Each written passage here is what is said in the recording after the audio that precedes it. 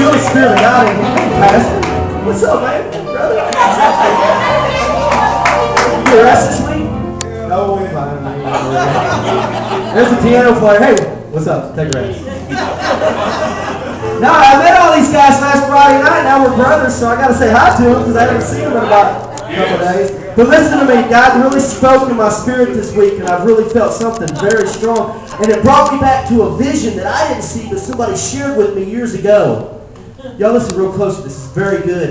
And I talked to Pastor about this. Evangelist was doing a conference, and he said he stood up to preach, and he stood up before the microphone, and he was speechless. He said tears of fear began to roll down my eyes, and he said I looked in the back, and he said I saw nothing but angels standing in the back. And he said, and I could tell which angel was the leader because he shined as bright as the day. He said I could tell which one was the leader. And he said he came to his senses and he preached a message that was probably, he don't even remember the message, but the angel approached him and said, I'm the breakthrough angel. And we are here to break down the walls. Listen to me. This isn't going to work unless everybody is involved. If everybody is in one, in unison, in united, and the breakthrough angel said, I'm going to break down walls of religion. I'm going to break down walls of race. I'm going to break down walls of everything. Pride, selfishness, being on an island by yourself, out here by yourself. I'm going to bring back unity in the body of Christ.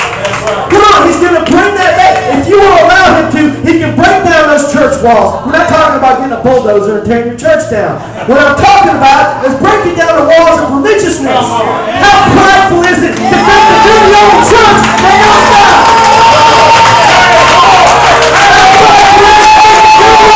That believes somebody Christ. How prideful is it to think that you need to judge that young man sitting on the corner just because he smokes a cigarette? Love that young man on the corner. Bring him into the kingdom of heaven and let God deal with him. I have been in a lot of churches. I'm telling you what, I've been in a lot of religious situations, but this isn't a religious situation right here. I'm telling you right now, look at me shaking. I got the Holy Spirit just waiting to come over. I'm telling you, if you will embrace this, he said that we will lead you. You said we will see you saved by the Gideons or whatever he said. But that's good. And I began to pray, and I said, God, I don't know if I can do that. And God said, shut up and listen. Yeah. And I began to pray, and we began to just get together in prayer. And I went to Pastor John. I was so excited. I said, Pastor, I got an idea. I said, I think I know what we need to do. I said, we need to bring all the youth that we can get and get them under one place. Not just youth, young adults, people. Just get them under one place. Get them in there. And the word, the stirring, kept coming into my head. And I went to John chapter 5 when Jesus walked up to the pool of Bethesda. And the man was there. He'd been ailing for several years. People giving up on him. He'd given up on himself. There's some people out there, David, we got to go get. We don't just sit in the church and pray, Father God, please bring them. No, we need to get off our tails and go get them and bring them. And as young people, old people, like, don't give up on anybody. And the angel of the Lord would come down and would stir the pool. And if you got in that pool, you were healed. You don't need a pool because Jesus Christ died for us. The pool is stirred. So I went to Pastor John. I was so excited. I said, okay, this is what I want to do. I just want you to talk to Pastor Steve about it. And he said he's already said he wants to do that. And he said he's already said all that. He wants to do it like every day, but we'll settle for once. That is God. That is God. People, listen to me. This is the one thing you need to get out of your minds right now: pride. But worrying about how it's going to affect your church. But worrying about how it's going to affect your ministry. I felt that. I've been that person. I've been that guy that's my ministry. God will knock you on your tail. I will promise you that he'll punch you in the throat. You won't get up for weeks. I'm telling you right now, you have got to begin to get a God side. That's why you're here, ain't it, brother? A God side mind. It ain't about a church. He don't even have a church here. He's spending his time because he knows what God's going to do because he's seen it. And we're beginning to see every pastor. We get together like we don't even know if we can handle this. That's what God told me. You can't handle it. You can't even have it inside for long. This one, I didn't know if I was going to be able to get in here tonight. I thought I was going to come here and the place was going to be lined up. And I was going to have to sit outside and yell. And I would have.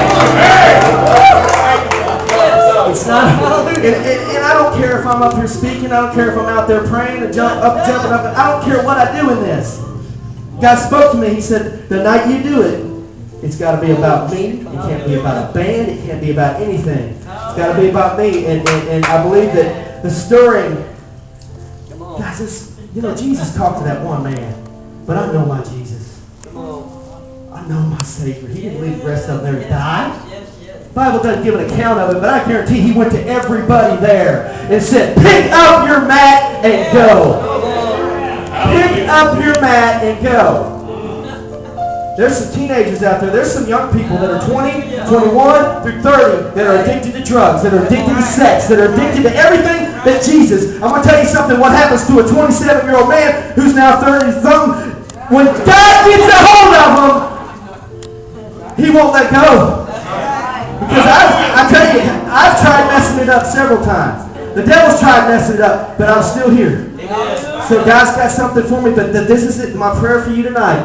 Guys, pastors, I want to serve you, man. Whatever you need, if you want to call me and get together on Saturday night and go pick up some youth in this neighborhood, y'all know what the youth are in Monroe City. Let's get them saved. Get them in this church and get them plugged in. Get them plugged in.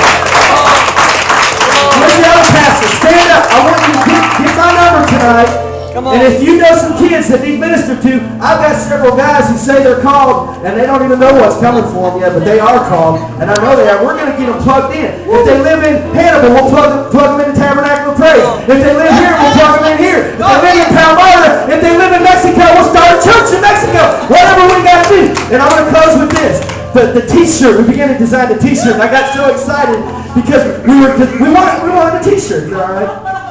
We're going to have a T-shirt. We're going to sell the T-shirts, but the T-shirt's going to say the stirring on it, with the youth stirring, and it's going to have on it the pot being stirred by the finger of God. But this is the coolest part. Inside of it's going to be, on the top it's going to say the stirring in English. On the bottom it's going to say the stirring in Aramaic, which was Jesus' native tongue. I can't even speak English, but inside the pool, inside the stirring, there's going to be Spanish, Arabic, all the different languages you can think of, and God's going to begin to stir them together. Pentecostal, United Pentecostal, Assembly of God. It doesn't matter. If you love Jesus, this is about you. So, if you're a pastor, if you're a worker, if you are just called, what's your name, by the way? Come here. Come on. Have you ever preached? Oh, I bet you have. That's your dad. You sing? What kind of music? Okay. Are you here for a while? I'm going to basic training in like 2 weeks. Okay, I'll get you for 2 weeks then. What are you going into? Navy? National Guard. Navy? National Guard. Navy? Yes! Woo! See, that's a young man right there. Forgot. Y'all want to close. I just want to hand the mic over. But I really do. Get my number. Get the pastor's number. I'm telling you, we're going to have an event coming up. We don't know where it's going to be. It's not about me. It's not about Tabernacle of Praise. It's not about any church. It's about whatever we can do. We're going to have dramas. We're going to have preaching and whatever it is that we can do to see him saved, Pastor. And then you know what? God showed me to do 3 events. One in Hannibal, one in Monroe City, and then one in Kirksville. That's just a start, because by then we won't be able to afford to rent a building big enough to hold it. I'm telling you right now. We say that, David, then we say we're going to do it outside because we know we won't be able to contain what God's fixing to do. God bless y'all.